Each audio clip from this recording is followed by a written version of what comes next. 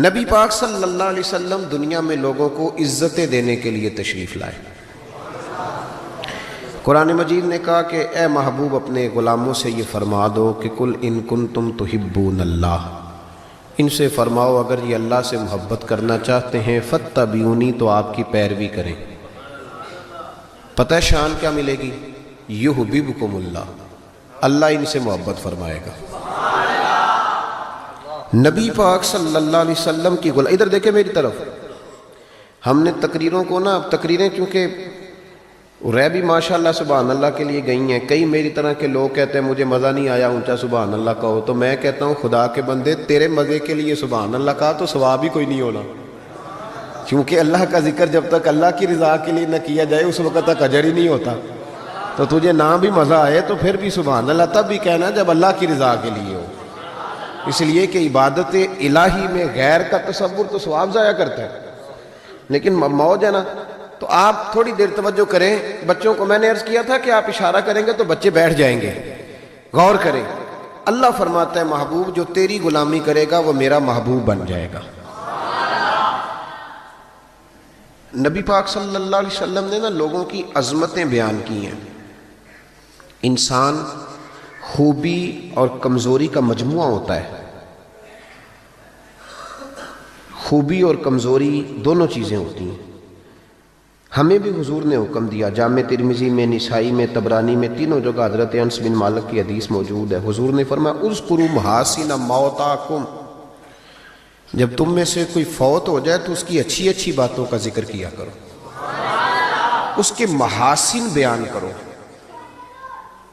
اب کسی صحابی نے یہاں یہ سوال نہیں اٹھایا کہ یا رسول اللہ بندے میں تو خوبی تھی کوئی نہیں، حضور نے یہاں مطلق کہا محاسن موتا، مرنے والے کی اچھی باتیں۔ اس کا معنی کیا ہے؟ اس کی شرح میں شارحین نے لکھا ہے کہ اللہ نے کوئی مسلمان ایسا پیدا ہی نہیں کیا جس میں کوئی خوبی نہ رکھی ہو۔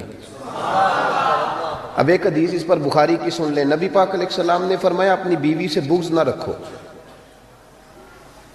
اپنی بیوی سے اگر تمہیں اس کی ایک عادت ناپسند ہے تو اس عادت پر غور کرو جو تمہیں پسند ہے۔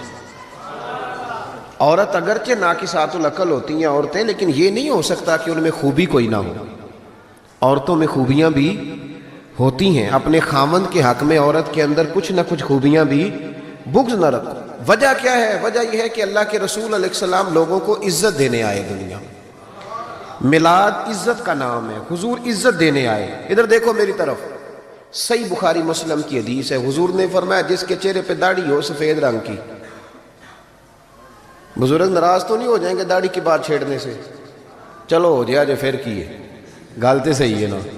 حضور نے فرمایا جس نے سفید داڑھی والے آدمی کی عزت کی، یہ بخاری مسلم ہے، فرمایا جس نے سفید داڑھی والے بزرگ کی عزت کی وہ سمجھے میں نے اپنے رب کی عزت کی ہے۔ اتنے بڑے لفظ بیان کر دیے۔ اور ترمذی شریف کے لفظ یوں ہیں، محبوب پاک علیہ السلام نے فرمایا جب سفید داڑھی والا بندہ قبر میں جاتا ہے، اللہ کرے نا ہمیں داڑھی کی توفیق بھی ملے، ہم نے تو قسم اٹھا لی ہے، کہتے ہیں جب تک نیک نہیں ہونا تب تک داڑھی نہیں رکھنی، تو میں کہتا ہوں تو یہ والی قسم اٹھانا جب تک نیک نہیں ہونا روٹی نہیں کھانی۔ تو نے داڑھی پہ قسم کھا لیا بھائی، حالانکہ بندہ داڑھی رکھ کے نیک ہو جاتا ہے، داڑھی رکھتا ہے تو نیکیاں بہت سارے گناہوں سے بچتا ہے، اس کی داڑھی اسے بچاتی ہے۔ تو حضور عزت دینے آئے، نبی پاک علیہ السلام، عام مومن کی بات ہو رہی ہے، اس میں کوئی حد نہیں، مفتی ہو، پیر ہو، صوفی ہو، درویش ہو، عالم فاضل ہو، حافظ قاری ہو، عام مومن۔ فرمایا سفید داڑھی والا مومن جب قبر میں جاتا ہے تو رب کریم فرشتوں سے فرماتا ہے اسے عذاب نہ دینا، میرے محبوب کی سنت وہ بھی سفید لے کے آیا، مجھے حیات دیا، اسے عذاب دینا۔ انسانوں میں کمیاں بھی ہوتی ہیں، خوبیاں بھی ہوتی ہیں، لیکن آپ ادھر دیکھیں نبی پاک صلی اللہ علیہ وسلم نے کبھی کسی کی کمزوری کا ذکر نہیں فرمایا۔ ابو جہل شراب پیتا تھا، سارے زمانے کو پتہ ہے۔ قبیلہ بنو آراش کا ایک شخص اس زمانے میں نبی پاک کے پاس اس کی شکایت لے کے آیا جب اسلام پر غربت تھی۔ اس زمانے میں ابو جہل اس کا مال دبا گیا اور حضور نے لے کے دیا، وہ ایک تفصیل ہے چونکہ موضوع نہیں، ادھر نہیں جاتا، لیکن نبی پاک علیہ السلام نے کبھی یہ نہیں کہا کہ یہ ڈاکے مارتا ہے، حالانکہ وہ مارتا تھا، وہ غریبوں کا مال لوٹتا تھا، لیکن حضور علیہ السلام نے کبھی یہ بات ارشاد اس کو ہدایت کی بات کہی، اس کو درس دیا. ہمارے ہاں تبلیغ، حضور اس کو تبلیغ کرتے تھے، اس پر تنقید نہیں کرتے تھے. ہم کسی کو تبلیغ نہیں کرتے، اس پر تنقید کرتے. حالانکہ ابو جہل حضور کی ذاتی زندگی پر اعتراض کرتا تھا، معاذ اللہ. وہ کہتا تھا جادوگر ہیں، کاہن ہیں، معاذ اللہ تعالیٰ یہ حکمرانی کرنا چاہتے ہیں، یہ سردار یہ ساری باتیں وہ کرتا تھا. لیکن حضور نے کبھی اس کی ذاتی زندگی پر اتر کر کوئی بات، آپ دیکھیں ذرا تلاش کریں، آپ جتنی بھی حدیثیں آپ پڑھتے جائیں گے نا، اس میں آپ کو یہ ملے گا کہ نبی پاک نے کبھی اس کو عزت دی، کبھی اس کو عزت دی، کبھی اس کو عزت دی. لیکن کبھی کسی شخص کی کوتاہی حضور نے بیان، کبھی کسی شخص کے بارے میں یہ رویہ. حضور عزتیں دینے آئے دنیا میں، عزتیں دینے آئے. بتائیے حضرت ابوبکر صدیق کو حضور علیہ السلام نے صدیق اکبر کہا، لقب دیا. حضرت عمر بھی تو سچ ہی بولتے تھے نا، جناب عثمان بھی تو سچ ہی بولتے تھے نا، حضرت سیدنا مولا علی بھی بولیے. لیکن ان کے اندر وہ خوبی زیادہ پائی جاتی تھی، تو نبی پاک علیہ الصلوۃ والسلام نے انہیں صدیق کہا. جناب عمر فاروق اگر حق اور باطل کی بات کرتے تھے تو باتیں حضرت ابوبکر بھی سچی کرتے تھے، لیکن حضور نے انہیں فاروق اعظم کہہ کے عزت دی. حضرت عثمان غنی کو پیکر شرم و حیا کہہ کے نبی پاک نے عزت دی. جناب علی کو اسد اللہ کہہ کے حضور نے عزت دی. بہت سارے لوگ ایسے ہیں، جب ہم کتابیں دیکھتے ہیں تو کچھ ایسی چیزیں ملتی ہیں، کچھ جگہوں پہ ایسی چیزیں ملتی ہیں جن کا ذکر ہو سکتا تھا، لیکن نبی پاک علیہ السلام نے کبھی ان کا ذکر. بلکہ عجیب روایت لکھی ہے امام یوسف صالحی نے سبل الہدی والرشاد میں، اکرمہ بن ابو جہل کا بیٹا. یہاں تو اللہ تعالیٰ خیر فرمائے، دادی کا ظلم نہیں لوگ بھولتے، پردادی کا. بیبیاں کہتی ہیں تہاڈی دادی جو کرتی تھی کدی تہانوں دساں نا. بھائی وہ تو اب چلی گئی بیچاری، اب تو کوئی فائدہ نہیں بتانے کا، بات ختم ہو گئی. ہم بھولنے کو تیار، بلکہ ہم یہ کرتے ہیں کہ پنچایت میں کبھی کسی چودھری کے پریشر پہ آ کے صلح کر لیتے ہیں، پر معافی نہیں دیتے. کرتے یہ ہیں کہ صلح کر لو، پھر جب کبھی میرے قابو آئے گا تو پھر دیکھ لیں گے اس کا کیا کرنا ہے. نبی پاک صلی اللہ علیہ وسلم کے ساتھ جو کچھ ابو جہل نے کیا، حضور نے اس کا ذکر فرمایا. فرمایا فرعون بھی بڑا ظالم تھا، پر یہ جو میرا فرعون ہے یہ اس سے بھی سخت ہے. فرعون سے سخت کہا ابو جہل کو. لیکن جب اکرمہ بن ابو جہل نے کہا نا میں کلمہ پڑھنا چاہتا ہوں، ناراض نہ ہونا، ہم عزت نہیں دے پا رہے. جو 99 خوبیاں ہیں لوگوں کی وہ چھپ جاتی ہیں، پر ایک خامی ساری دنیا دیکھتی ہے. یہ ہمارے اندر کی وہ کمزوری ہے جس نے ہمارے علماء اور مشائخ اور بزرگوں تک کو معاشرے کے اندر بدنام کر دیا ہے. ہم نے وہ ایک خامی تو دیکھی، پر اس شخص کی ساری زندگی کی خوبیاں چھوڑ دی. تیری نظر ایک خامی پہ گئی ہے، اس کا مطلب ہے تیرا اس مکھی سے تعلق ہے جو صرف گند پہ بیٹھتی ہے، پھول اسے نظر ہی نہیں آتا. ہماری ہر محفل میں جب کوتاہیاں ڈسکس ہوں گی تو پھر دنیا میں اچھا کون بچے گا؟ رسول کریم عزت دینے آئے. سنو اور یاد رکھو، اکرمہ بن ابو جہل کے بیٹے کلمہ پڑھنے آ رہے ہیں. میرے کریم رسول حضرت ابو بکر صدیق فرماتے ہیں میں اس دن اتنا رویا کہ میری داڑھی آنسوؤں سے بھر گئی. نبی کریم فرمانے لگے بھائی مجھے خبر ملی ہے کہ اکرمہ کلمہ پڑھنے آ رہا ہے، آؤ ذرا سارے بیٹھو میری بات سنو، حضور حکم کریں. تو محبوب نے فرمایا کوئی اس کے سامنے اس کے باپ کو گالی نہ دے، کوئی اس کے باپ کو اس کے سامنے برا کہہ کے نہ پکارے. کوئی یہاں ایک اور بات بھی کرنی بڑی ضروری سمجھتا ہوں، جو پکا بے ایمان کافر تھا، بے ایمان، جب حضور نے منع کر دیا کہ اس کے بیٹے کو تکلیف ہوتی ہے، جس کا کفر نص قطعی سے ثابت ہے، ان الذین کفروا سواء علیہم انذرتهم ام لم تنذرهم لا یؤمنون. اس آیت کی تفسیر میں جہاں بھی آپ کھولیں گے پہلا نام ابو جہل کا ملے گا، جس پر نص آ گئی کہ اس کی قسمت میں کفر ہے. جب وہاں حضور نے فرمایا باپ کو کافر نہ کہنا، بیٹے کو تکلیف ہوگی، تو تو بتا جب تو حضرت عبداللہ اور سیدہ آمنہ کے بارے میں بات کرتا ہے تو حضور کے دل کو تکلیف نہیں ہوتی؟ شرم نہیں آتی لوگوں کو؟ حیا نہیں آتی؟ حضور کا دل دکھاتے. اور دیکھیں عبداللہ کا معنی اللہ کا بندہ ہے، اللہ. اور جو آمنہ نام ہے اس نام کا حسن تو دیکھیں، ہو درود تجھ پہ بھی آمنہ، اللہ، اور تیرے لال پر بھی سلام ہو. تو تھوڑا آپ بھی پہچانا کریں، جو تیری اماں کو برا کہے تو سلام نہیں لیتا، اور جو نبی پاک کی اماں کے بارے میں بات کہتا ہے تو کہتا ہے مولوی صاحب رل مل کے رہنا چاہیے. عجیب بات ہے نا تیری. اس بندے سے سلام لے لیں، اس سے گلا ملا لیں جس کے سینے میں نبی پاک کے والدین کے بارے میں بغض چھپا ہوا ہے، اس شخص سے سینہ ملائیں۔ تھوڑا سا سوچا کریں ہمارا کسی سے جائیداد کا کیا رٹا ہے۔ تو یاد رکھیں اکرمہ جب آ رہے تھے تو نبی کریم علیہ السلام نے فرمایا کوئی اسے اس کے باپ کو اس کے سامنے برا نہ کہے۔ حضرت ابوبکر صدیق کہتے ہیں پھر حضور نے فرمایا کوئی اس کے باپ کا کفر نہ گنوائے، کوئی اس کی زیادتیوں کا ذکر نہ کرے، کوئی اس کے بارے میں کوئی آیت نہ پڑھے، کوئی میرا قول نہ دہرائے۔ حضرت سیدنا ابوبکر صدیق فرماتے ہیں میں رونے لگا تو مجھ سے حضرت ابو دردہ کہنے لگے آپ کیوں رو رہے ہیں؟ تو میں نے کہا میں رو رہا ہوں محبوب کی رحمت للعالمین پہ کہ محبوب یہ کس کے استقبال کی تیاریاں کرا رہے ہو؟ انہوں نے ساری زندگی تکلیف دی، کن کے استقبال؟ خدا را ساری۔ اب یقین کریں آپ بیٹھ جائیں کسی مجلس میں، ناراض نہ ہونا، علماء اور نیک لوگوں کی بات نہیں کرتا، اپنی اور آپ کی کر رہا ہوں۔ ہم کسی محفل میں بیٹھ جائیں نا، ہم نے اب گناہوں کے نام بدل لیے ہیں۔ جھوٹ کا نام ہم نے بہانہ رکھا ہے، میں بہانہ کر چڑھیا سے، حالانکہ سچی بات کیا ہے؟ جھوٹ بولا۔ اور یہ غیبت کا نام ہم نے بدل کے گپ شپ رکھا ہے، تھوڑی دیر گپ شپ کریں۔ وہ گپ شپ کیا ہے؟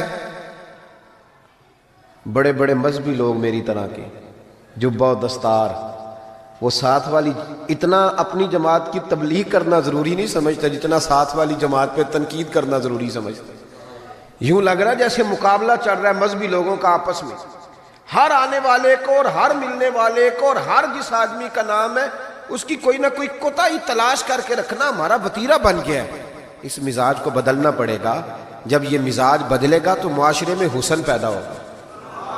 میری طرح جو آدمی بھی تھوڑا سا ممبر پہ بیٹھنے لگتا ہے وہ کہتا ہے میں ہی دین کا کام کر رہا ہوں، جو جماعت بھی کام شروع کرتی ہے کہتے ہیں صرف ہم نے کیا۔ بھئی تم نے کیا تو تم سے پہلے غیر مسلم تھے سارے، تمہیں کیسے پتا چلا یہ دین ہے؟ تھوڑا تھوڑا نرمی پیدا کریں، رویوں کو ٹھنڈا کریں، اپنے ماحول کے اندر وہ حسن پیدا کریں۔ رسول پاک دنیا میں عزت دینے آئے۔ کنز الاموال کی حدیث سنیں، حضرت عائشہ صدیقہ رضی اللہ تعالیٰ عنہ حدیث کی راوی ہیں، کہتے ہیں میں بیٹھی تھی حضور کی بارگاہ میں، دوپہر کا وقت حضور کے کیلولا کا وقت ہوتا تھا، اس وقت صحابہ نہیں آتے تھے، حضور دوپہر کو تھوڑا آرام کرتے تھے۔ اب تو ہم بڑے بہادر ہیں نا، بالخصوص محفلوں کے لوگ بڑے بہادر ہیں، بڑے دلیر لوگ ہیں، 3 بجے سو کے بھی فجر جماعت سے پڑھ لیتے ہیں، یہ دلیری ہے نا جی۔ حالانکہ بڑا مشکل ہوتا ہے 1-2 بجے سو کے سویرے فجر کی نماز، لیکن میں دلیر سمجھتا ہوں کہ جو بندہ 2 بجے سوئے پھر فجر پڑھ لے، یہ اس کی دلیری ہے۔ یا پھر شب زندہ دار ہوتے ہوں گے، ساری رات جاگتے ہوں گے، یہی ہو سکتا ہے۔ نبی کریم علیہ السلام عشاء کے بعد سو جاتے تھے اور پسند کرتے تھے عشاء کے بعد سونا۔ فجر میں حضور تہجد کے وقت بیدار ہوتے تھے، اور تہجد پڑھنا حضور کی دائمہ اور متواترہ سنت ہے۔ دعا کرو میلاد کی محفلوں میں تہجد کے فضائل بھی بیان ہونے شروع ہو جائیں، آمین تو کہہ دو۔ یہ بھی نبی پاک کی سنت ہے، مٹھائی کھانا صرف حضور کی سنت نہیں، تہجد کی نماز دائمہ متواترہ سنت ہے نبی پاک علیہ السلام، ہمیشہ پڑھی نبی کریم نے۔ تو صبح جلدی اٹھ جاتے تھے۔ اب نیند کی وہ جو کمی انسانی طبیعت میں رہ جاتی ہے، اس کے لیے امت کے لیے اسوہ چھوڑنے کے لیے حضور دوپہر کو آرام کرتے تھے۔ حضرت عائشہ صدیقہ رضی اللہ تعالیٰ عنہ فرماتے ہیں اس وقت بالعموم صحابہ نہیں ملنے آیا کرتے۔ سمجھ آ رہی ہے میری باتوں کو؟ صحابہ اس وقت ملنے نہیں آتے تھے، ان کو پتا تھا یہ حضور کے آرام کا وقت ہے۔ کہتے ہیں ایک بوڑھی خاتون ایک دن آ گئی دوپہر کو، عام روٹین میں لوگ نہیں آتے تھے، وہ آئی، اس کے ہاتھ میں چھڑی تھی، لاٹھی پکڑی تھی، اس نے دروازے پہ دستک دی۔ جب میں نے پوچھا کون ہے تو وہ عورت بولی، توجہ کرنا بات پہ، حضور آرام کر رہے تھے، کہتے ہیں وہ عورت جب بولی نا، اللہ کے محبوب چارپائی پہ اٹھ کے بیٹھ گئے، اس کی آواز کانوں سے ٹکرائی، حضور اٹھ کے بیٹھ گئے۔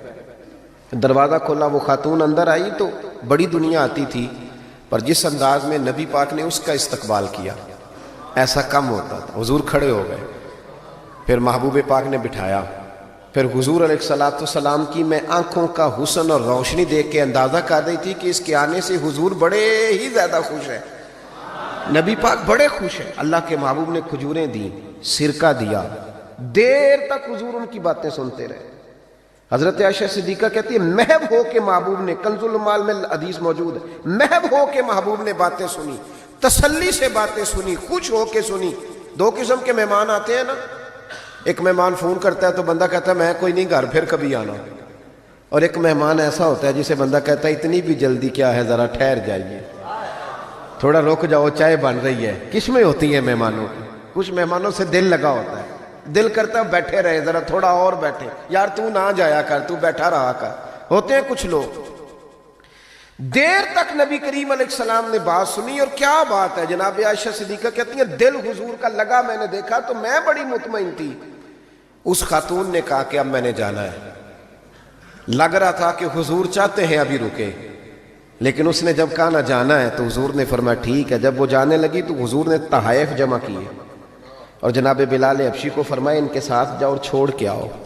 جناب عائشہ صدیقہ رضی اللہ تعالیٰ عنہ فرماتی ہیں پھر وہ دیکھیں حضور عزت کس طرح دیتے ہیں، کہتے ہیں وہ خاتون چلی گئیں، میرا خیال تھا کہ حضور اب مسجد جائیں گے، جب رات کو آئیں گے نا بعد از عشاء تو پھر پوچھوں گی حضور یہ کون تھی، لیکن محبوب تو گئے نہیں، لیٹ گئے۔ میں اٹھ کے قدموں میں بیٹھی تو حضور کی مقدس آنکھیں کھلی ہوئی۔ میں نے عرض کی حضور یہ کون خاتون تھی، اور میں نے آپ کو تھوڑا انفرادی دلچسپی لیتے دیکھا، حضور کون تھی؟ جب میں نے پوچھا تو حضور کی آنکھوں میں آنسو چمکنے لگے۔ حضور اٹھ کے بیٹھے اور فرمانے لگے عائشہ یہ میری پہلی زوجہ ختیجۃ الکبریٰ کی سہیلی تھی، یہ ختیجہ کی سہیلی تھی۔ اور فرمایا جب ہم مکے میں رہتے تھے تو یہ آیا کرتی تھی، ختیجہ اس کا پرتک پاک استقبال کرتی تھی، اسے کھجوریں کھلاتی تھی، دودھ پلاتی تھی، پھر یہ باتیں سناتی تھی تو ختیجہ اس کی باتوں کا جواب دیتی تھی۔ فرمایا آج اس کی آواز کانوں سے ٹکرائی ہے تو ساری یادیں پھر سے تازہ ہو گئی ہیں۔ فرمایا میں نے اس کے ساتھ وہی سلوک کرنا چاہا ہے جو فاطمہ کی اماں کرتی تھی، میں نے وہی عزت دینی چاہیے جو وہ دیتی تھی۔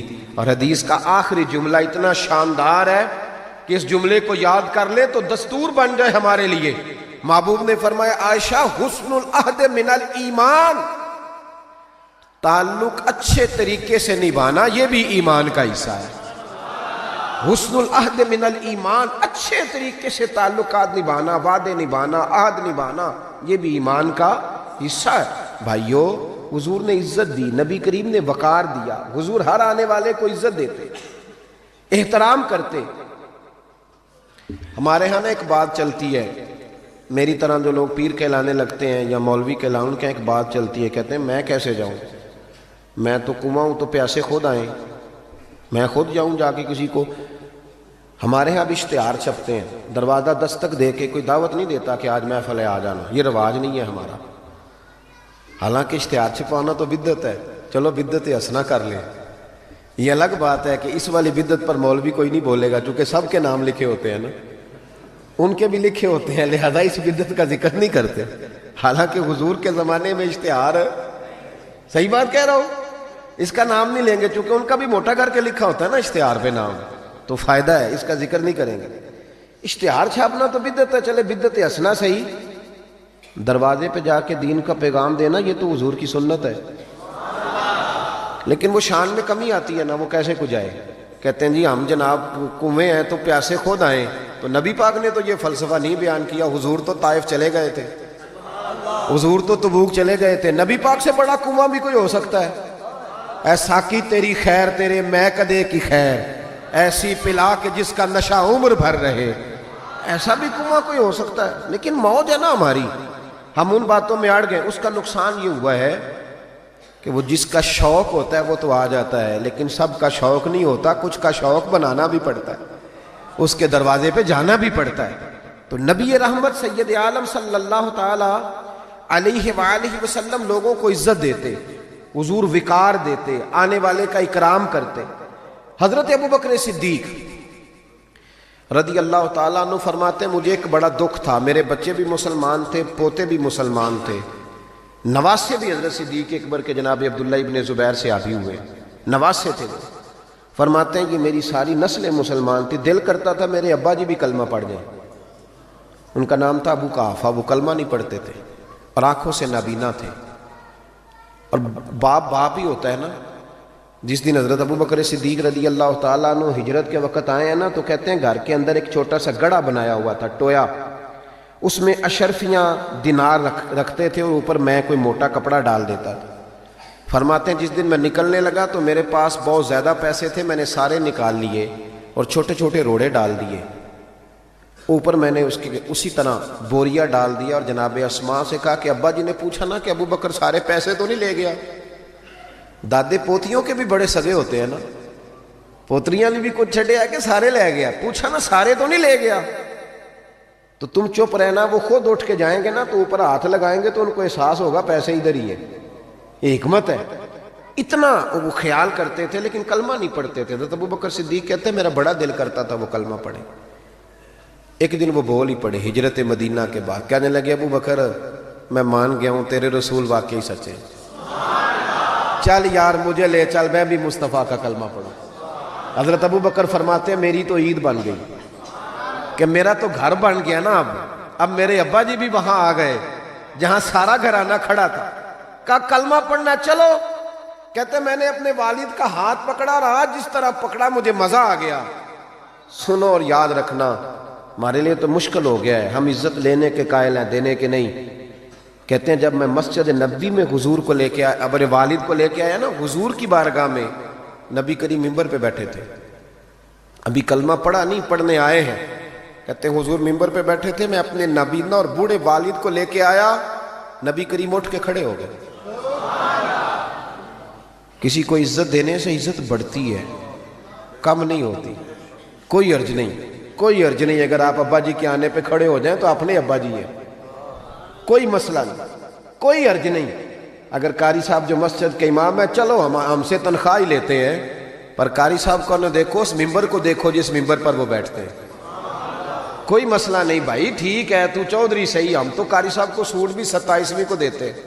کیوں بھلا 27ویں تے دیندے ہو نا اتنے بھی، اس واسطے کہ کدے سواں کے پا نہ لین، کیونکہ 27ویں تو بعد تے درزی پڑھدا ہی کوئی نہیں. تو کہندے ساڑھے نال دا پا لیا تے نال رل جائے گا، اس کو وہ والا نہیں دینا، 27ویں پہ دیتے. کس کس بات کا ذکر کیا جائے؟ عزیز دوست یاد رکھ اور سمجھ. اور اب تو پیروں سے بڑا شکوہ ہے، بہت سارے پیر بھی کہتے ہیں مولویاں کول کی ہے. میں کہ خدا دے بندہ جڑا مولوی ہوندا ہے او دے کول ہی تے سارا کچھ ہوندا ہے. انما یخشى اللہ من عبادہ العلماء. اللہ کریم فرما رہا ہے کہ جو میرے عالم بندوں میں سے عالم ہے وہ اللہ سے ڈرتے ہیں. تو کس قسم کی بات کر رہا ہے؟ بہرحال یہ عنوان نہیں، ورنہ اس پہ بات کرتا. نبی کریم اٹھ کے کھڑے ہوئے تو حضرت صدیق اکبر عرض کرنے لگے یا رسول اللہ میرے والد کلمہ پڑھنے آئے. یہ لفظ ساری زندگی یاد رکھنا، بھولنا نہ. عرض کی حضور ابا جی کلمہ پڑھنے آئے، توجہ ہے میری بات پر، کلمہ پڑھنے آئے ہیں. پتہ ہے میرے محبوب نے کیا فرمایا؟ نبی کریم فرمانے لگے ابو بکر یہ بوڑھے بھی تھے، نابینا بھی تھے، بیمار بھی تھے، اگر ان کا ارادہ بن گیا تھا تو مجھے بتاتے، میں گھر آ کے انہیں کلمہ پڑھا دیتا. نعرہ تکبیر، دونوں ہاتھ اٹھا کے نعرہ رسالت، تاجدار ختم نبوت، تاجدار ختم نبوت. اور میرے اعلیٰ حضرت فاضل بریلوی رحمۃ اللہ لکھا، ادھر دیکھو میری طرف، اعلیٰ حضرت نے لکھا ہے تو نبی پاک کا لباس پہن لے رب تجھے عزت دے دے گا. کوئی نہیں سمجھ آئی آپ کو بات کی؟ اے کئی منڈے پینٹ کوٹ پا کے ساڑھے تے روب پاندے نے، کہندے قاری صاحب تسی پڑھے کنا ہو؟ تو عالم اگر بتائے نا کہ میں درس نظامی کیا، کہندے نہیں وہ تو ٹھیک ہے، پڑھے کنا ہو؟ کمال موقع ہی پہ درس نظامی کے عالم سے پڑھے کنا ہو؟ تیری نظر بی اے پڑھیا ہی بندہ پڑھیا ہوندا ہے بھاویں وہ 6 باری سیپلیاں دے کے پاس ہویا ہوئے. کیا تماشا ہے؟ اس تماشے سے باہر آئے. نبی پاک صلی اللہ، ادھر دیکھو میری طرف. میں تو شکوہ کرتا ہوں کئی دفعہ اپنے نعت خانوں سے بھی اور نقیب سے بھی اور قاری صاحب سے بھی، میں کہتا ہوں ساری عزت نبی پاک کے نام پہ، اور تو کہہ رہا ہے چھوٹی داڑھی میں سونا لگوں گا. میں کل حدیث پڑھ رہا تھا بخاری سے، حضرت ابو معمر رضی اللہ تعالیٰ عنہ نے حضرت خبیب سے پوچھا کہ نبی پاک زور اور عصر کی نمازوں میں قرات کرتے تھے؟ ادھر دیکھو میری طرف، زور اور عصر میں قرات کرتے تھے؟ حضرت خبیب کہنے لگے کرتے تھے. کہا آپ کو کیسے پتہ ہے؟ کہنے لگے جب میں نماز پڑھتا تھا تو حضور کو چھپ چھپ کے دیکھا کرتا تھا. اور اگلے لفظ سنو، کہنے لگے زور اور عصر میں نے حضور کی داڑھی کو ہلتے دیکھا ہے. نبی پاک کی داڑھی کو چھوٹی ہوئے تو ہل دیے، یہ پوری ہوئے بٹھتے تاں ہی ہل دیے. چھوٹی داڑھی ہلتی ہوئی نظر، وہ تو تھوڑی ہلتی ہے، داڑھی نہیں ہلتی. تو داڑھی جو سرکار کا طریقہ ہے اس کے مطابق رکھیں، اپنی مرضی کی نہ رکھیں. نبی رکھ جو لی تو چھوٹی والے نے بھی لوگ کا مولوی صاحب ہی کہنا ہے. اور ویسے بھی داڑھی کا تو وزن ہی کوئی نہیں ہوتا. کیا ہوتا ہے؟ یہ وجود کا حصہ ہے، جسم کا حصہ ہے. حسن ہوتا ہے. حضرت صاحب ہمارے وزن تو نہیں ہوتا پر داڑھی کا حسن ہوتا ہے. سبحان اللہ. اعلیٰ حضرت فرماتے ہیں تو حضور کا لباس پہن لے. نبی پاک کا ایک بڑی خوبصورت بات لکھی ہے آپ نے ملفوظات میں. فرماتے ہیں اورنگزیب عالمگیر بڑا سیانہ بادشاہ تھا. فتاوی عالمگیری 500 علماء کو بٹھا کے لکھوائی اورنگزیب عالمگیری. اور ملا جیون رحمۃ اللہ علیہ جو تفسیرات احمدیہ جنہوں نے لکھی ہے ان کا شاگرد بھی تھا، مرید بھی تھا. اور حضرت ملا جیون رحمۃ اللہ علیہ فرماتے ہیں دیکھیں کسی کی سابقہ زندگی اور ہے لیکن جب وہ بدلا تو پھر کیا بدلا. فرمانے لگے کہ ایک دن فجر کی بارش تیز ہو رہی تھی تو میں فجر کی نماز میں لیٹ ہو گیا تو میرے دل میں اچانک خیال آیا پتہ نہیں کو مسجد میں آیا بھی ہوگا کہ نہیں آیا ہوگا. لیکن فرماتے ہیں جب میں پہنچا تو وقت کا بادشاہ اورنگزیب عالمگیر مجھ سے پہلے پہنچا ہوا.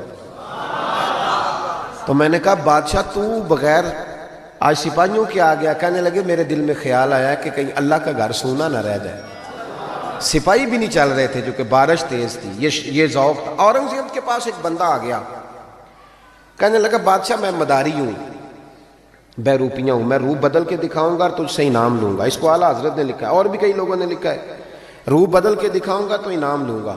اورنگزیب کہنے لگا کہ مجھے نہیں تو دھوکہ دے سکتا. وہ تو پاکستان کے بادشاہ ہے نا جن کو بعد میں سمجھ آتی ہے بنا کیا ہے. کہتے پتہ ہی نہیں چلا، تحقیق کریں گے تو پتہ کریں گے. فوراً کمیٹی بن جاتی ہے. پھر وہ کمیٹی کدھر جاتی ہے یہ بھی اللہ ہی بہتر جانتا ہے وہ کس کھاتے میں کمیٹی جاتی ہے. تو اورنگزیب عالمگیر سے کہنے لگا میں روپ بدل کے دکھاؤں گا، اگر آپ نہ پہچان سکے تو انعام لوں گا. اس نے کہا چلو ٹھیک ہے تجربہ کر لو، میں بڑا انعام دوں گا. اورنگزیب ایک دن سفر پہ نکلنے لگے جہاد پہ تو فقیر آیا کرتے تھے بادشاہوں سے مانگنے. اس نے بھی منہ ساری مونچھیں اور داڑھی صاف کر لی اور چہرے پہ سیاہی مال لی، کپڑے پھٹے پرانے پہن لیے. بادشاہ گھوڑے پہ گزرنے لگا تو بھکاریوں نے اپنے اپنے پیالے آگے کیے. اس نے کسی کو 5 روپے دیے، کسی کو 2 روپے دیے. جب بہروپی آیا تو اورنگزیب نے 10 روپے دیے. کہنے لگا تیرے آنے جانے کا کرایہ میں نے تجھے پہچان لیا، کچھ کر کے آ اگر کچھ کرنا ہے تو. تھوڑے دن کے بعد بادشاہ نے کہا کہ میں نے فوجی بھرتی کرنے ہیں، دوڑ لگانے والے لڑکے چاہیے. اس نے بھی ذرا مونچھیں بڑی کر لیں اور لڑکوں کے بیچ دوڑ لگانے لگا. بادشاہ نے کہا وہ جو نوجوان دوڑ رہا ہے اسے بلاؤ. اس کو بلایا تو کہنے لگا یہ 10 روپے لے، تیرے آنے جانے کا کرایہ میں نے پہچان لیا. کچھ دنوں کے بعد بادشاہ نے کہا ٹیچر چاہیے بھرتی کرنے ہیں. تو اس نے بھی جناح کیپ پہن لی. سمجھ لیں مثال دے رہا ہوں. اچکن شچکن شیروانی پہن لی، چھڑی پکڑ لی، مونچھیں بڑھا لیں. آ گیا 2-3 بندوں کا انٹرویو ہوا. اس کی باری آئی تو اورنگزیب کہنے لگے 10 روپے دے لے اور نکل جا، میں نے تجھے. دلیل کیا ہے؟ حضور نے فرمایا اتقوا فراست المومن فإنه ينظر بنور اللہ او کما قال نبی صلی اللہ علیہ وسلم. رواہ ترمذی. محبوب فرماتے ہیں مومن کی فراست قلبی سے ڈرو، وہ اللہ کے دیے ہوئے نور سے دیکھا کرتا ہے. بادشاہ پہچان لیتا. قصہ مختصر کے 2 سال بیت گئے. بس بات بھی سمیٹ رہا ہوں میں اپنی. 2 سال بیت گئے. 2 سال بادشاہ ایک سفر پہ جا رہا تھا. فوج ساتھ تھی، 10,000 کا لشکر تھا. ایک پہاڑی کے پاس سے بادشاہ گزر رہا ہے تو بادشاہ نے دیکھا کہ ترچھی سی چٹان ہے، پہاڑی ہے تو لوگ جا بھی رہے ہیں آ بھی رہے ہیں. یہاں کیا ہے؟ انہوں نے کہا جی ایک درویش بابا بیٹھا، لوگ دعائیں کراتے ہیں. پرانے سارے لوگ یہ اللہ والوں کو مانتے تھے. یہ ڈائریکٹ والے ابھی آئے ہیں، سارے اللہ والوں کو مانتے تھے. اورنگزیب عالمگیر کہنے لگا میں بھی اچھے کام جا رہا ہوں، میں بھی دعا نہ کرا لوں. بڑی بادشاہ آپ کو پتہ ہے نازک مزاج ہوتے ہیں. ہمارے ہاں تو پیر اور پیر زادے بھی بڑے نازک مزاج ہوتے ہیں. 6 لوگوں نے ٹیشو پیپر پکڑے ہوتے ہیں پیر صاحب کے بیٹے کے. 4 آدمیوں نے جوتے. پھر یہ شہزادہ کیسے جہاد کرے گا؟ اسی لیے اس کو تھوڑی سی گرمی لگتی ہے تو فٹافٹ مان جاتا ہے، کسی میدان میں کھڑا نہیں رہ سکتا. اس کے لیے مشکل ہوتا ہے. عام دام برسرے مطلب وہ بادشاہ بڑی مشکل سے، بوڑھا بھی ہو گیا، نازک مزاج بھی تھا. اوپر چڑھا پہاڑی پہ. جب اوپر گیا تو پوچھا جناب ملنا ہے پیر صاحب سے. انہوں نے کہا لائن لگی ہوئی ہے، تو بھی لائن میں لگ جا. ہمارے پیر صاحب کا کوئی طریقہ نہیں، بادشاہ امیر غریب سارے لائن میں لگ کے ملتے ہیں. بادشاہ لائن میں لگ گیا. 50 آدمی کھڑے تھے. اب 50 کے بعد باری آئی. عطایات کی حالت میں بابا جی کے آگے بیٹھ گیا. بابا جی کا جبہ کبا دستار. میں جہاد کے لیے جا رہا ہوں. بزرگوں نے ہاتھ اٹھائے، دعا مانگی. پھر 2-3 نصیحتیں بھی کر دیں کہ بیٹا دیکھنا اگر کسی وجہ سے خدا نہ خواستہ ناکامی ہوئی تو مایوس نہ ہونا، کامیابی ملی تو تکبر نہ کرنا. اور تھپکی دی. بادشاہ الٹے قدم جب غار سے نیچے اترا تو پلو جھاڑ کے کھڑا ہو گیا, کہنے لگا آج نہیں نہ پہچانا تو نے, لا میرا انعام, آج نہیں نہ پہچانا. بادشاہ کہنے لگا آج تو مروا دیا یار تو نے, کہاں میں چڑھا کہاں میں رکا, تھک گیا, گرمی کتنی ہے. بہرحال مزہ آیا, اورنگزیب کو دھوکہ دیا, مزہ تیرا پورا آیا. بتا تو کیا لے گا. ہیرے جو سب سے قیمتی ہوتے تھے نا وہ بادشاہ اپنے تاج میں لگوایا کرتے تھے.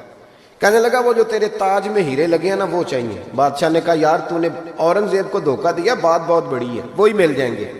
اس نے تاج اتار کے بیروپیے کے قدموں میں رکھا اور کہنے لگا یہ تو نے مانگا ہے نا, میں جہاد سے واپس آتا ہوں تو دوبارہ آنا, اپنی مرضی سے بھی تجھے دوں گا, تو نے حد کر دی. جب اس نے دیا اور بادشاہ نے رخ پھیرا تو بیروپیے نے آواز دی, کہنے لگا بات سن یار. بادشاہ نے چہرہ بدلا تو کہنے لگا اپنا تاج لے جا, ضرورت نہیں. اس نے کہا تجھے کیا ہوا؟ کہنے لگا نہیں ضرورت, لے جا. بات کیا ہے, 2 سال ہو گئے تجھے محنت کرتے, تو نے کتنے روپ بدلے اور آج ملا ہے تو کہتا ضرورت نہیں. بیروپیہ رو پڑا اور کہنے لگا بادشاہ میں نے اپنے نبی پاک کا لباس نا جھوٹ موٹ پہنا, جھوٹ موٹ کی پگڑی, لوگوں کی جیبوں پہ ڈاکہ ڈالنے کے لیے جھوٹ موٹ کی داڑھی, جھوٹ موٹ حضور کا لباس پہنا جھوٹا. اور تیرے جیسے بادشاہوں کے تاج میرے قدموں میں آ گئے ہیں. اگر میں سچ مچ رسول اللہ کا غلام بنوں گا تو اللہ کتنی شانیں عطا فرمائے, سچ مچ بنوں گا تو رب کیا دے گا. بہلتے کس جگہ جی اپنا بہلانے کہاں جاتے, تیری محفل سے اٹھ کر تیرے دیوانے کہاں جاتے. خدا کا شکر شمع رخ لیے آئے ہو محفل میں, اگر پردوں میں چھپے رہتے تو پروانے کہاں جاتے. خدا آباد رکھے سلسلہ یہ تیری نسبت کا, وگرنہ ہم بھری دنیا میں پہچانے کہاں جاتے. اور اعلیٰ حضرت فرمانے لگے فرشتے بھی کرتے ہیں تعظیم میری, فدا ہو کہ ان پر یہ عزت ملی ہے. عزتیں دروازہ رسول پہ ہیں. باقی کوئی شخص کہتا ہے میں دولت کے بل بوتے پہ عزت حاصل کر لوں تو وہ تیری دولت کی عزت ہے, تیری ذات کی نہیں. جو کہتا ہے میں کرسی کے بل بوتے پہ عزت حاصل کر لوں تو میاں جب تک تو کرسی میں ہے تب تک تیری عزت ہے. جو شخص کہتا ہے میں کسی کے 7 لاکھ کی عزت حاصل کر لوں تو اس کی ذاتی نہیں. ایک عزت ذاتی ہے, وہ کون سی جو رب رسول عطا کرتے ہیں. اس عزت کی طرف سفر کریں, ان کے طریقے کے مطابق چلیں. میلاد شریف کا مہینہ آ رہا ہے, آج تو ویسے بھی 28 سفر ہے, حضرت سیدنا امام حسن رضی اللہ تعالیٰ عنہ کا یوم شہادت. ربیع الاول شریف آ رہا ہے, 1 ربیع الاول سے 12. ہمارے ہاں نا سب سے زیادہ کام ہوتا ہے بحث کرنے کا. بحث نہیں کرنی, کام کرنا ہے. جو پوچھے نا جھنڈیاں لگانی ہے کہ نہیں, ان سے کہو تو جھنڈیوں کی بات کرتا ہے, میرا تو دل کرتا ہے تاڑے توڑ کے چھت پہ لگا دوں. یہ حضور کا میلاد ہے. سب سے زیادہ آپ نے یہ کرنا ہے کہ درود شریف کثرت سے پڑھنا ہے. پڑھیں گے انشاءاللہ تعالی. نہیں وعدہ نہیں لے رہا, وعدہ نہیں, آپ نے اپنے لیے پڑھنا ہے. تسبیح لے لیں. کوئی بندہ کہے نا دکھاوے کے لیے پڑھ رہا تو کیا یار ٹھیک ہے دکھاوے سے. تسبیح ہاتھ میں ہوتی ہے تو میرا تجربہ ہے کہ چلتی بھی رہتی ہے. آپ ہاتھ میں رکھیں تو انشاءاللہ چلے گی بھی. تو کوئی کہے نا وہ بڑا بابا تسبیح کو ٹھیک ہے یار کوئی بات مجھے پڑھنے دو. ایک تو آپ نے یہ کام کرنا ہے. دوسرے نمبر پہ میلاد شریف کا جب لنگر پکانا ہے نا تو جو 50,000 چودھری دے اس کی صدارت نہیں رکھانی محفل میلاد پہ. جو محلے کے غریب لوگ ہیں انہیں فرنٹ سیٹ پہ بٹھانا ہے. ہماری محفل میلاد میں بھی جس کے ہاتھ میں نوٹوں کی دتھی ہوتی ہے اس کا سارا کچھ ہوتا ہے. غریب میلاد کی محفل میں بھی پیچھے بیٹھتے ہیں. جن کے کپڑے میلے انہیں آگے بٹھاؤ تاکہ پتہ چلے کہ نبی پاک ان لوگوں کو عزت دینے تشریف لائے. اور جب آپ چاول تقسیم کریں نا تو جو چودھری صاحب ہوتے ہیں وہ علماء کے ساتھ کھانا کھا رہے ہوتے ہیں اندر, اور غریب کہتے ہیں اوے تو 2 شاپر لے گئے ہیں. مہربانی کریں غریبوں کو بٹھا کے لنگر دیں, اور ہو سکے تو ان کے گھروں میں پہنچا کے کوشش فرمائیں, میلاد میں عزت دیں. اور تیسری بات, نبی پاک نے سب سے زیادہ بیٹیوں کی بات کی ہے. میرا مشورہ ہے کہ چھوٹی بڑی عید بے شک بیٹی کو نہ دیا کرو, عید میلاد پہ جوڑا ضرور دیا کرو. بیٹی عید میلاد پہ جوڑا دیا کرو. اور بھائیو یاد رکھو, اپنی بیوی کو بندہ ₹1,00,000 بھی دے تو وہ اتنی تعریف نہیں کرتی, وہ کہتی ہے سارا زمانہ دیتا ہے. بہن کو بندہ 600 کا جوڑا دیا ہے نا کبھی جا کے تو وہ رو کے قبول کرتی اور کہتی ہے میرا بھائی بڑا نیک ہے, میرا خیال کرتا ہے. عید میلاد پہ حضور نے بیٹی کو اور بہن کو اس عید پہ آپ نے قبل از وقت جانا ہے 12 ربیع الاول شریف سے پہلے، اور جا کے عید دے کے آنی ہے بہنوں اور بیٹیوں کو، اور بتانا ہے کہ اس لیے عید دینے آئے ہیں کہ رسول پاک نے میلاد پہ سب سے زیادہ بات بیٹی اور بہن کی انسانوں کا معاشرہ انسانیت والا معاشرہ تب بنتا ہے جب وہاں اخلاقی پختگی اور اخلاقی بلندی آ جاتی ہے۔ اللہ تبارک و تعالی اس معاشرے پر بڑی رحمت کرتا ہے جہاں لوگوں کے اندر درگزر ہوتا ہے، خودداری ہوتی ہے، معاف کرنے کا جذبہ ہوتا ہے، سچ بولنے کا شوق ہوتا ہے، لوگ صرف وہ والا رزق کھاتے ہیں جو ان کے لیے حلال ہو۔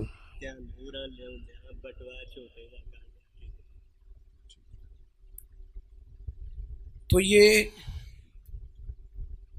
اخلاقی بلندی جس سوسائٹی میں آ جاتی ہے وہاں خود بخود سکون پیدا ہو جاتا ہے۔ ہمارا مزاج اس طرح کا ہوتا ہے کہ ہم چاہتے ہیں کہ دیکھو میں دودھ لینے گیا تھا خالص نہیں ملا، گھی لینے گیا تھا خالص نہیں ملا، میں بازار سے مسالہ جات لینے گیا تھا خالص نہیں ملا۔ یہ ہمارا مسئلہ نہیں، ہمارا مسئلہ اس دن حل ہوگا جس دن جو کام میں کرتا ہوں وہ میں صحیح کر کے کرنا شروع کر دوں گا۔ آپ یہ ڈیمانڈ چھوڑ دیں کہ سارے لوگ فلاں فلاں فلاں فلاں فلاں ٹھیک ہو جائے، آپ جو ایک کام کرتے ہیں وہ صحیح کر کے کرنا شروع کر دیں، اپنے کام پر توجہ دینی شروع کر دیں۔ آپ اگر کچھ اور نہیں بیچتے صرف دودھ بیچتے ہیں، آپ دودھ خالص دینا شروع کر دیں، امید ہے گھی والا بھی خالص دینا شروع کر ہی دے گا۔ اپنا کام اگر صرف ٹھیک ہو جائے، اپنی اخلاقی پختگی دیکھیں۔ اللہ تبارک و تعالیٰ نے ہمارے نبی پاک علیہ السلام کو جو شانیں عطا فرمائیں تو ان میں سے ایک شان یہ بھی دی، فرمایا محبوب ہم نے جو آپ کو اخلاق دیے ہیں تو وہ اعلیٰ ترین اخلاق عطا فرمائے۔ وَإِنَّكَ لَعَلَىٰ خُلُقٍ عَظِيمٍ، اے محبوب علیہ السلام ہم نے آپ کو خلق عظیم کا مالک بنایا۔ اور یہ اخلاق کا بلند ہونا اتنا زیادہ ضروری ہے کہ نبی پاک صلی اللہ تعالیٰ علیہ وسلم نے فرمایا ہے قیامت کے دن میرے زیادہ قریب وہ شخص ہوگا جس کے اخلاق زیادہ اچھے ہوں گے۔ جو اخلاقاً مضبوط آدمی ہوگا وہ قیامت میں میرے، اللہ کرے آپ موبائلوں پہ توجہ کم دے اور میرے اوپر زیادہ دے، آمین تو کہہ دیں، دعا مانگی ہے میں نے، اللہ کرے کبھی کبھی موبائل جیب میں بھی جائے، آمین تو کہہ دیں، اللہ تعالیٰ سکون عطا کرے، اس سے کبھی تھوڑا سا نا ادھر ادھر بھی آپ ہوا کریں، کچھ نہیں فرق پڑتا۔ آپ توجہ کریں کیا عرض کرنا چاہتا ہوں۔ اخلاق اتنی اعلیٰ چیز کا نام ہے کہ فرمایا میرا قرب ملے گا جس کا اخلاق اچھا ہوگا۔ ہمارے ہاں لوگ سمجھتے ہیں کہ اخلاق صرف میٹھا بولنے کا نام ہے، یہ بھی اخلاق کا ایک جز ہے، آپ کا لہجہ، آپ کا انداز نرم ہو، بڑی علامت ہے، لیکن صرف میٹھا بولنے کا نام اخلاق نہیں۔ میٹھا تو لوگ مطلب کے لیے بھی بولتے ہیں،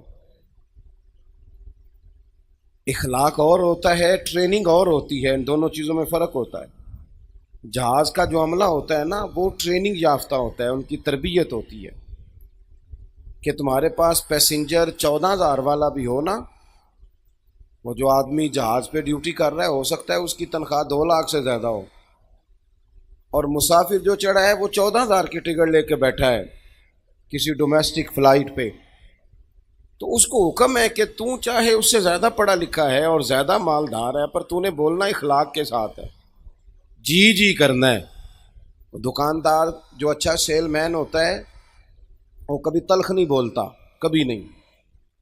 آپ کپڑا لینے چلے جائیں تو وہ جا کے آپ نے اس سے کہا کہ جناب کپڑا دکھائیں، 2 4 5 نہیں وہ 10 تھان کھول دیتا ہے۔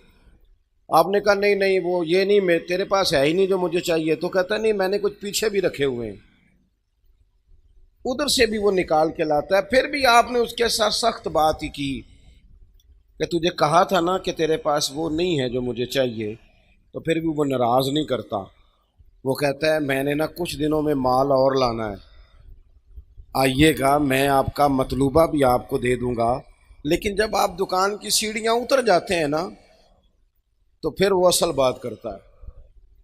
پھر وہ اصل بات کرتا ہے، پھر وہ کہتا ہے کہ سوٹ انہیں ایک لینا ہے، نخرو تکو دے کنے نے۔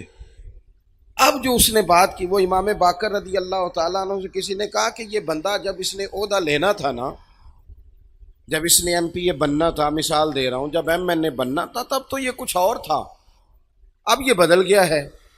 تو امام صاحب فرمانے لگے نہیں، یہ عہدہ لینے کے لیے بدلا ہوا تھا، بعد میں اپنی اصل جگہ پہ آ گیا ہے۔ اس وقت بدلا تھا جب اس کو چاہیے تھی، تمہاری ضرورت تھی۔ کوئی ضرورت نہیں ہے، پسینے والا آدمی نہیں اچھا لگتا ہے ایم پی اے صاحب، لیکن اب مجبوری ہے نا اس کی۔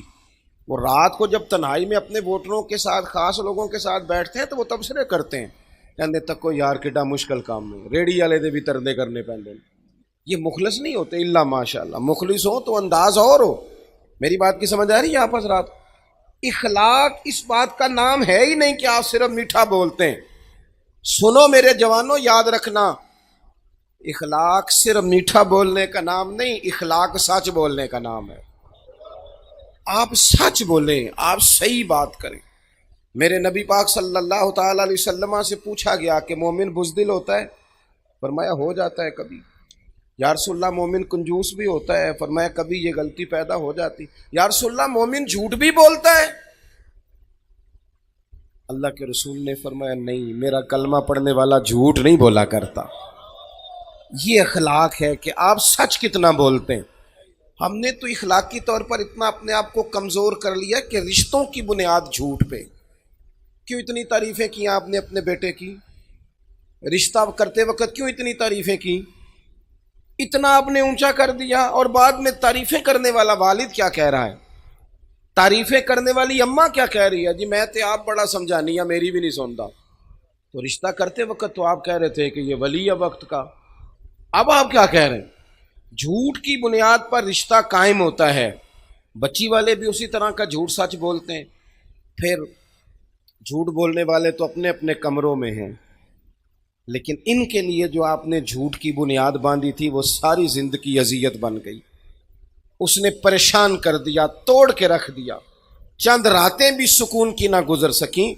اخلاق یہ ہے کہ آپ سچ بولیں، اخلاق یہ ہے کہ آپ کی زبان کبھی بھی کسی کو مس گائیڈ نہ کرے، آپ کا لہجہ کبھی بھی اس طرح کا نہ ہو جس سے نفاق چھلکے۔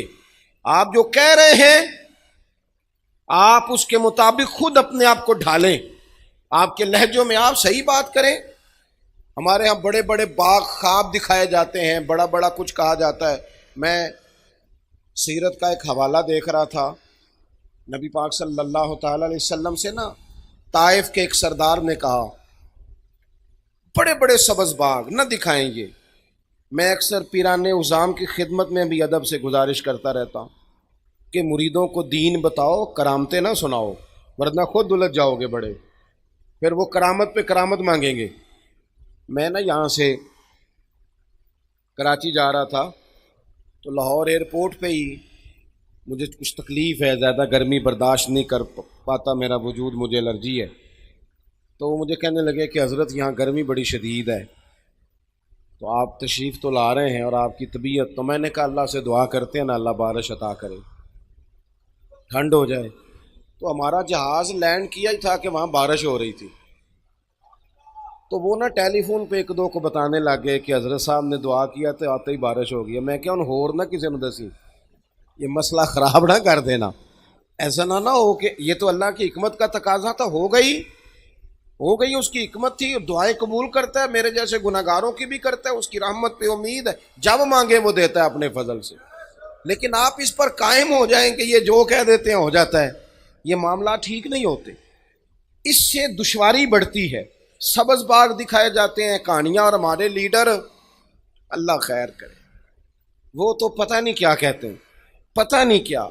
میں دوستوں سے کہتا ہوں ہمیں تو پتہ نہیں انہوں نے کس چکر میں ڈالا ہوا ہے، جو کل تک مہنگائی کے خلاف جلوس نکالتے تھے وہ اب مہنگائی کے حق میں دلیلیں دینے لگ گئے، کہتے ہیں یہ مجبوری ہے۔ اور وہ جو کہہ رہے تھے پچھلی دفعہ کہ ہم آتے ساری فلانا فلانا کام کر دیں گے، وہ کہتے ہیں نہیں ہمیں دوبارہ لاؤ پھر کریں گے۔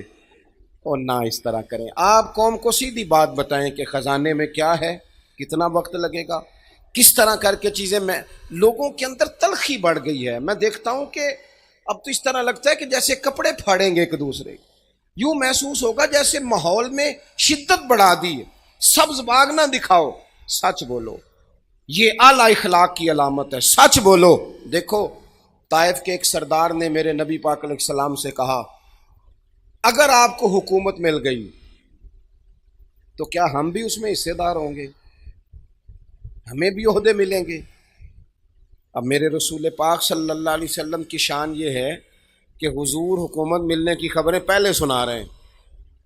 حضور تو حال یہ ہے کہ سرور کائنات علیہ السلام تو خندق میں چٹان پر ایک کدال مارتے ہیں، ایک کتھوڑا مارتے ہیں تو کہتے ہیں لو بھئی شام بھی فتح ہو گیا، دوسرا مارتے ہیں تو کہتے ہیں لو بھی ایران بھی فتح ہو گیا، تیسرا مارتے ہیں تو کہتے ہیں روم بھی فتح ہو گیا۔ اور حضور تو ہجرت کے سفر میں جاتے ہوئے کہہ رہے ہیں سراقہ بن مالک سے کہ کیسر روم بھی فتح ہوگا، اس کے کنگن بھی آئیں گے، وہ تیرے ہاتھوں میں پڑیں گے۔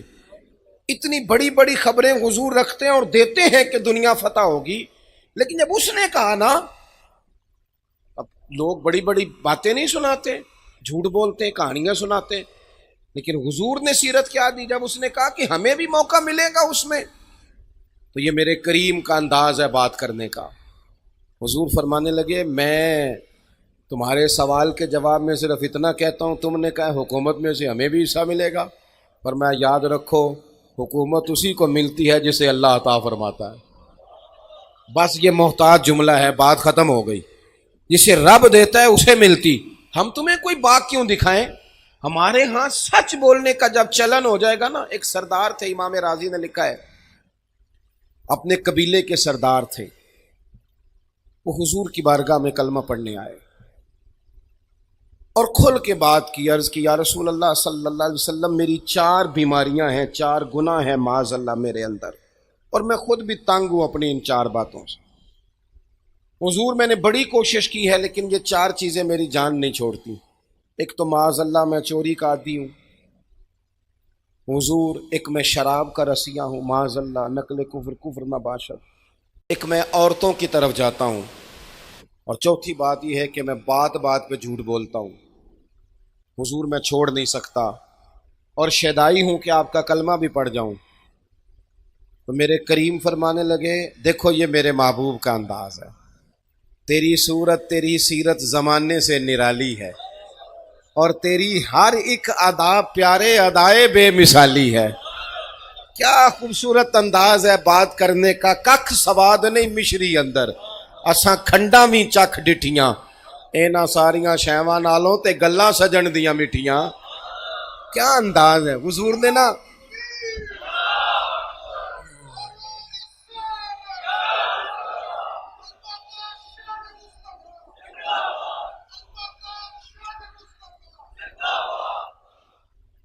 نبی کریم صلی اللہ تعالی علیہ وسلم نے نا تھپکی دی، یوں پشت پہ پیار کیا، اور حضور نے نا پیار کر کے فرمایا 4 نہیں چھوڑ سکتے تو ایک تو چھوڑ سکتے ہو نا، ایک چھوڑ دو گے؟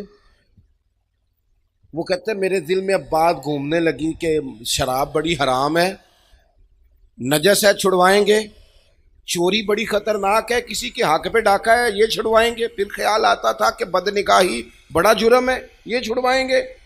ہمارے ہاں لوگ چوری کو تو جرم سمجھتے ہیں، جھوٹ کو کہاں کو جرم سمجھتا ہے؟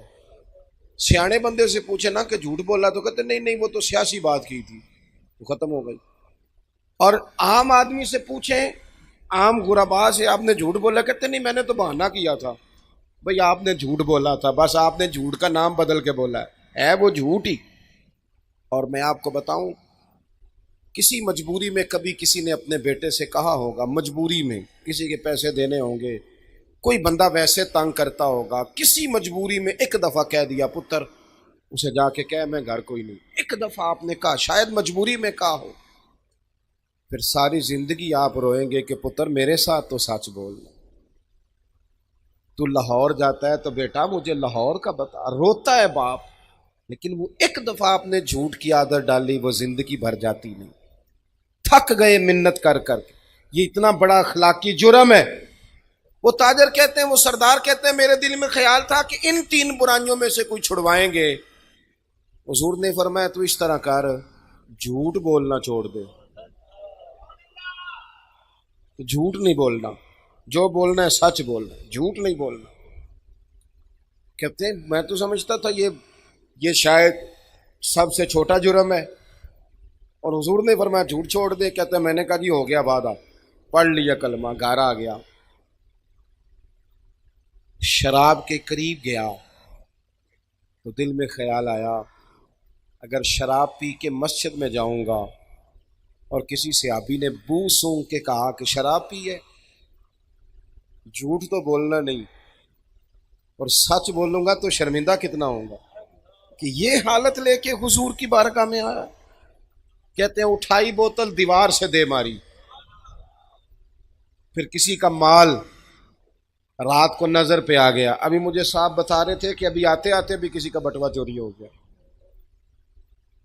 دیکھو کتنی کو دیر کھائے گا کو بندہ اگر کسی نے کسی کا موبائل لے لیا، پیسے لے لیے، کتنی وہ مولا رومی کہتے ہیں کہ چور تھا تو اس کا بیٹا کہنے لگا کئی دنوں سے فاقہ ہے ابا جی تو چوری کرنی ہے۔ اس نے کہا وہ جو سامنے گھر ہے نا یہاں دیا جل رہا وہاں سے چوری کر لا۔ کہنے لگا ابا جی اتنے مالدار تو نہیں ہے۔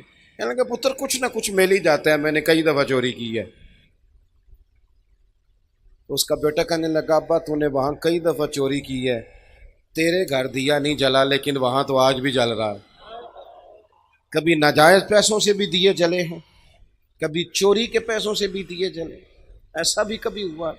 کبھی نہیں ہوتا۔ یہ نہیں ہو سکتا کہ آپ کسی کے بچوں کا حق مار کے اپنے گھر لے آئیں اور پھر آپ کا بچہ بڑی تعلیم حاصل کر جائے، اخلاقی بلندی لے جائے۔ یہ کیسے ہو سکتا ہے کسی کے بچے بے سکون ہوں اور آپ اپنے گھر میں سکون سے سو جائیں؟ آپ جائز پیسے لائیں تاکہ گھر میں پیسے بھی آئیں اور سکون کی نیند بھی آئے، تاکہ وہ مال آئے جو ذہن کو کھولے، کند ذہن نہ بنائے۔ کہتے ہیں کہ میں چوری کے قریب جانے لگا تو خیال آیا اگر صبح لوگوں نے پوچھا چوری کی تو نہیں تو جھوٹ تو بولنا نہیں نا، اور سچ بولوں گا تو بنے گا کیا؟ کہتے ہیں تینوں کام گئے، پھر میرے دل میں خیال آیا میں اس عورت کی طرف بڑا جہاں میں جاتا تھا، اس رستے جا رہا تھا تو ایک جگہ تو یوں بھی لکھا ہے کہ اس نے پوچھا مسلمان تو نہیں ہو گئے؟ سنا ہے مسلمان ہو گئے، اور ایک یہ ہے کہ کہتے ہیں جاتے ہی دل میں خیال آیا اگر وہ پوچھے گی مسلمان ہو گئے ہو، اگر کہوں گا ہاں پھر کیا بنے گا؟ مسلمان ہو کے یہ کام کرتا ہوں، اور اگر کہوں گا نہ تو جھوٹ تو بولنا ہی نہیں نا۔ حضور نے منع کیا ہے، فرماتے ہیں میرے باقی تینوں بھی چھوٹ گئے۔ میں آ کے مسجد شریف میں بیٹھا اور حضور کا چہرہ دیکھ کے درود پڑھنے لگا، اور میرے دل سے بار بار آواز آتی تھی کریم تیرے کرم کے صدقے جاؤں، ایک جھوٹ چھڑوایا ہے میرے سارے گناہ چھوٹ گئے ہیں، سارے چھوٹ گئے۔ اپنی زندگی کے اندر سنیں جی،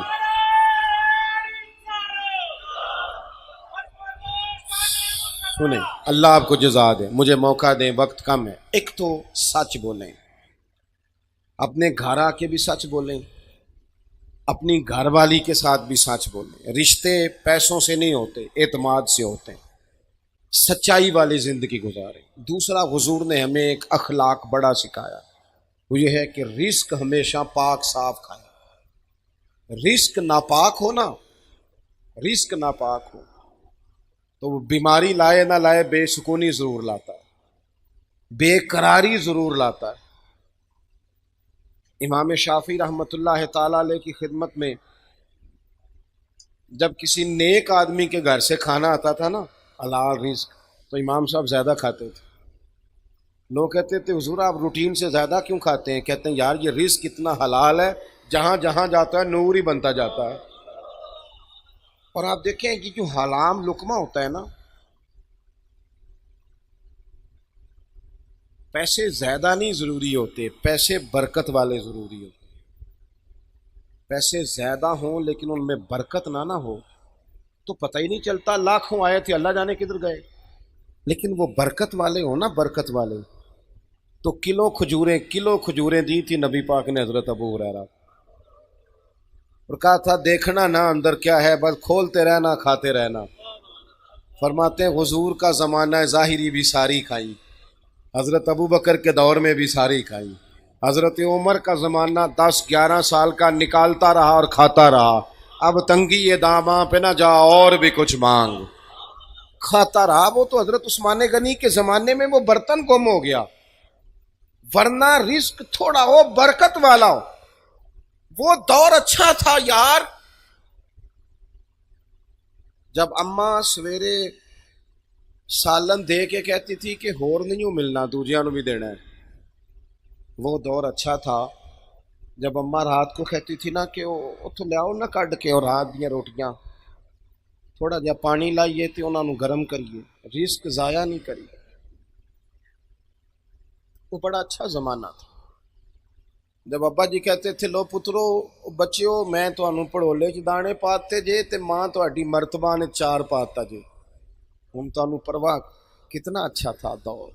بخار ہی نہیں چڑھتا تھا، لوگ دیر دیر تک پتہ ہی نہیں چلتا تھا کوئی بیمار ہو گیا. اعلیٰ غذائیں، ہوٹل سجے ہوئے، برگر کی دکانیں سجی ہوئی، پیزے آ رہے ہیں، لیکن تلخیاں ہیں کہ جان نہیں چھوڑتی، سکون ہے کہ قریب نہیں آتا.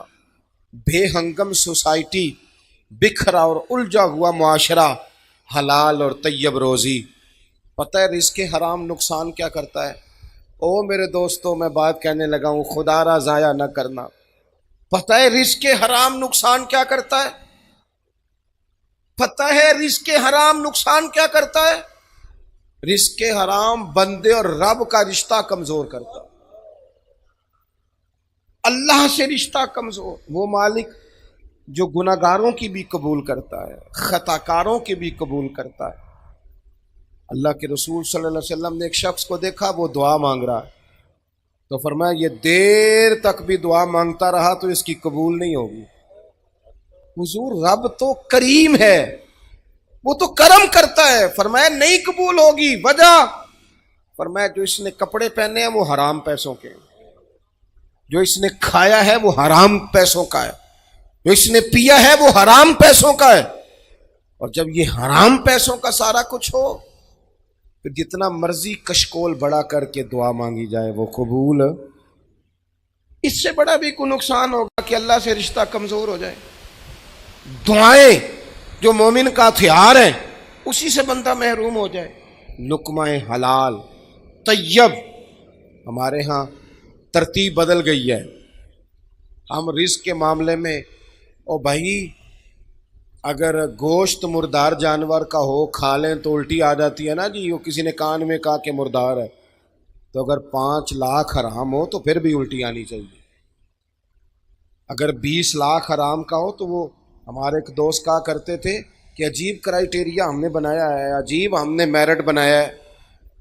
ایک شخص نے ایک مہنگا جوتا کہیں گرا ہوا دیکھا، 1 پاؤں ملا اسے، مہنگا جوتا تھا. تو وہ اس نے شور کیا یہ کس کا ہے، یہ کس کا ہے، یہ کس کا ہے. تھوڑا سا وہ ڈھونڈ رہا ہے یہ مالک کون ہے اس کا، ڈھونڈ رہا ہے. تھوڑا سا آگے گیا تو اسے جوتے کا دوسرا پیر مل گیا، پھر اس نے مالک ڈھونڈنا بند کر دیا. اس طرح کا تقویٰ نہ اختیار کریں.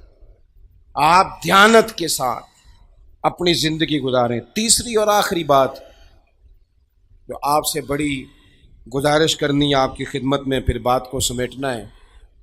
ایک تو سچ بولیں، رزق حلال کھائیں، اور دوسرا دوسروں پر زیادہ توجہ نہ دیں، اپنے اوپر زیادہ توجہ دیں.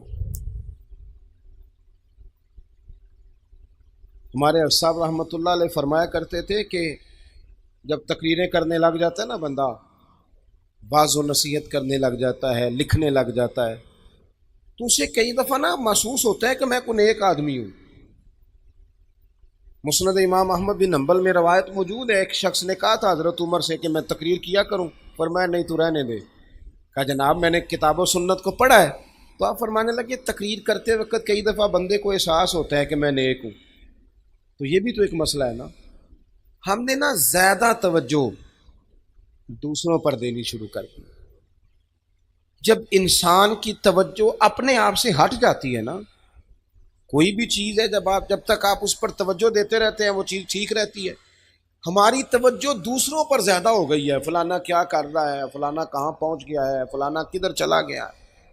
ہماری توجہ جب تک اپنے اوپر تھی تھوڑی سی، ماحول اور تھا، ہمیں سب کا پتہ ہوتا ہے فلانا کیا کر رہا ہے، پیسے کہاں سے کما رہا ہے.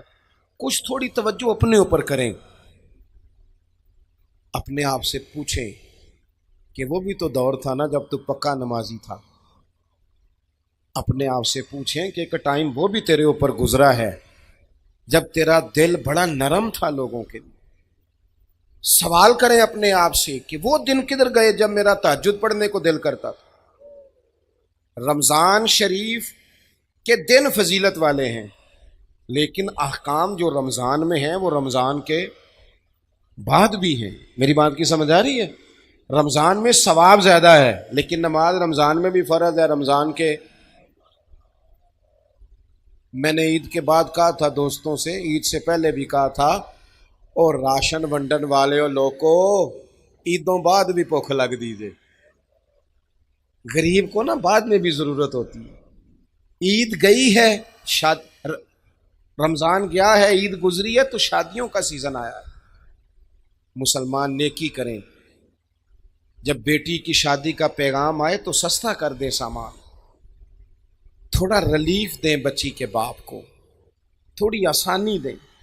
اپنے اعمال پر توجہ کریں، ساری کی ساری توجہ سامنے والے پر. لوگ تلخ بھی آئیں گے آپ کے پاس، سارے لوگ ٹھیک نہیں آئیں گے، پر آپ نے بندہ دیکھ کے نیکی کرنی ہے کہ رب رسول کو دیکھ کے کرنی ہے. اپنے اوپر تھوڑی توجہ. ہماری توجہ زیادہ دوسروں کی جانب ہو گئی ہے، دوسروں کی جانب. اس کا نقصان ہمیں یہ ہوا ہے کہ ہماری اپنی تربیت میں کمی آئی ہے، اپنی روحانی ترقی رک گئی ہے. بس بات ختم کرنے لگا ہوں. حضرت موسیٰ کلیم علیہ السلام سے ایک دفعہ فرمایا گیا تھا کہ آپ کی بستی میں جو سب سے نیک آدمی ہے نا، اسے ڈھونڈ کے لائیں. اب جسے حضرت موسیٰ نیک کہیں گے وہ کتنا کو نیک ہوگا؟ حضرت موسیٰ کلیم اللہ علیہ السلام. عرض کی مالک یہ میں بندہ ڈھونڈ کے لاؤں، یہ سب سے نیک ہے. اب حکم ہوا اس بندے سے کہیں کہ یہ بستی میں سے سب سے گناہگار آدمی ڈھونڈ کے لائے. مجھے بتائیں اگر یہ ڈیوٹی میری لگتی گناہگار بندے ڈھونڈنے کی، یا آپ کی لگتی، تو یا میں نے خود نیک بچنا تھا، یا جو میرے پیچھے ہاتھ باندھ کے چلتا ہے اس نے نیک بچنا تھا. باقی تو اللہ خیر کرے اور نیک ہے ہی کوئی نہیں. حضرت موسیٰ نے اس نیک آدمی سے کہا کہ اب آپ گناہگار کو ڈھونڈ کے لائیں، تو اس نے ہاتھ باندھ دیے. کہا حضور مشکل کام ہے. کہا آپ نے ہی ڈھونڈنا ہے. اللہ کے پیغمبر کا حکم ملا. اس شخص نے کہا مجھے 3 دنوں کی مہلت دیں. 3 دن کی مہلت دی. میں چوتھے دن مقررہ وقت پر فلاں جگہ حاضر ہو جاؤں گا. 3 دنوں کے بعد گناہگار کو ڈھونڈ کے لانا تھا. کسے ڈھونڈ کے لائے؟ اپنے ہی گلے میں رسی باندھی اور حضرت موسیٰ کے ہاتھ میں تھما کے عرض کی حضور کچھ لوگوں کی غلطیاں نظر آئی تھیں، پر ان کا مجھے صرف شک تھا کہ یہ اس میں غلطی ہے. وہ شک تھا، لیکن جو میری غلطیاں ہیں وہ تو پکی ہیں نا، وہ تو مجھے یقین ہے نا یہ مجھ سے ہوا ہے. لہذا اس بستی کا سب سے گناہگار میں ہی ہوں. رب کی طرف سے پیغام آیا، میرے کلیم اسے فرما دیں کہ تیرا جو اللہ کی بارگاہ میں مقام ہے وہ اسی عاجزی کی برکت سے ہی تو ہے. یہی تو وجہ ہے جو تجھے مقام ملا. کچھ توجہ نا اپنے اوپر بھی کریں. روز اپنا جائزہ لیں، روزانہ. آج کو 10 منٹ مجھے ملے ہیں کہ میں نے کوئی تلاوت کی ہو، کوئی 20 منٹ ملے ہیں مجھے کہ میں نے اللہ سے دعائیں مانگی ہوں. کوئی مجھے آج موقع ملا ہے کہ میں کچھ چند 100 بار درود شریف پڑھ سکا ہوں. کچھ اپنے معاملات کو کھنگالیں.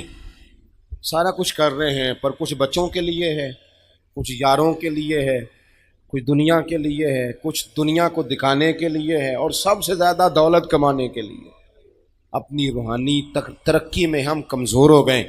اس پر غور کریں گے تو بالیدگی نصیب ہوگی، تعمیر ہونا شروع ہو جائیں گے ہم.